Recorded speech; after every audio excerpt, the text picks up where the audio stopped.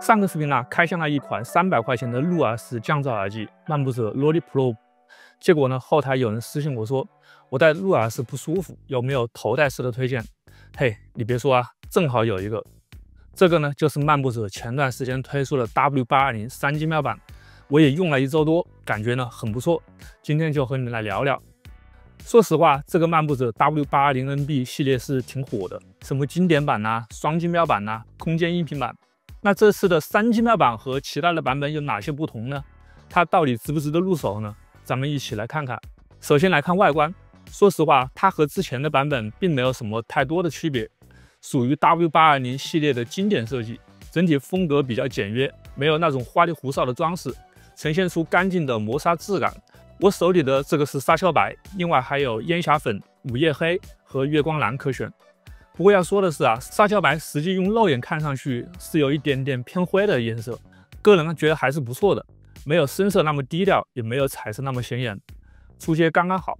重量的话245克，戴在头上一点不会觉得重，支持折叠收纳，出门带着也算方便。稍微有点遗憾的就是它没有送收纳包，不然就更方便了。头梁和耳罩都用了慢回弹的记忆棉，这个材质的好处就是能够更好的贴合你的头型和耳朵，不会有种硬邦邦的感觉。耳罩内部的空间足够大，边缘也足够软乎，所以一方面呢，它不会把耳朵压得特别紧，而且还透气；另一方面呢，戴着眼镜也不会产生挤压感，长时间戴下来也基本没有什么不适感。这是3金标版本给到了整个 W 系列最强的降噪性能，降噪深度来到了-49 dB。我简单的测试了一下，降噪效果还是蛮不错的，像是办公室的键盘声、鼠标的点击声、空调声这些，它都能够很好的过滤掉。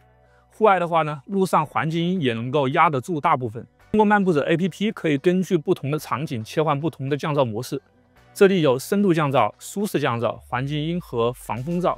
比如走路的时候开启环境音模式，这样能够听到外界的声音，比较安全。需要专心工作的时候呢，就开启深度降噪。大家可以试听一下它的降噪效果。现在给大家演示一下，这款耳机的在户外的一个降噪效果。现在外面是下着雨，大家可以听一下。接下来我把这个麦克风放在那个耳机里面，然后先关闭降噪，大家试一下戴着耳机关降噪是一个什么效果。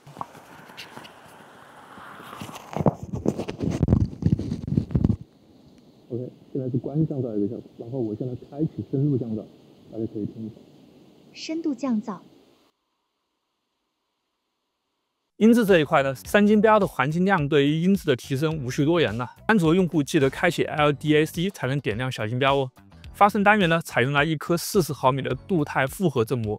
APP 里也提供了5套 EQ 预设和一个发烧友自定义模式，硬件和软件都很到位。实际听下来，整体上3频相对均衡，低频上亮感充足，但没有轰头感，属于比较克制。听舞曲和律动性强的音乐都很爽，高频也很舒服，人声细腻，适合听流行音乐。续航这一块表现也很不错，在音量80%的状态下，关闭降噪和 LDAC， 续航能够达到83个小时。开启降噪，打开 LDAC 的话，也能够听30个小时。1周充1次问题不大，就算有问题，它还支持快充，充电15分钟可以再续14个小时，基本无需担心续航的问题。对了，它还有一个游戏模式，专门对吃鸡这类游戏进行了优化，不仅延迟低，听声辨位也更准。好了，总结一下，300块钱出头，3个小金标，-94 dB 的降噪深度，83小时的续航，还有发烧友 EQ 的调节，这些配置在同价位确实挺能打的。对比自己的小老弟啊，双金标版虽然贵了几十块钱，但金标数量、降噪深度、续航等等，3金标在综合表现力上更具优势。不过你的预算真的很吃紧的话，双金标也够用了。好了，感谢各位小伙伴看到这里，记得帮我点个赞，顺便关注一下我的频道。我是金晓峰，我们下个视频再见，拜拜。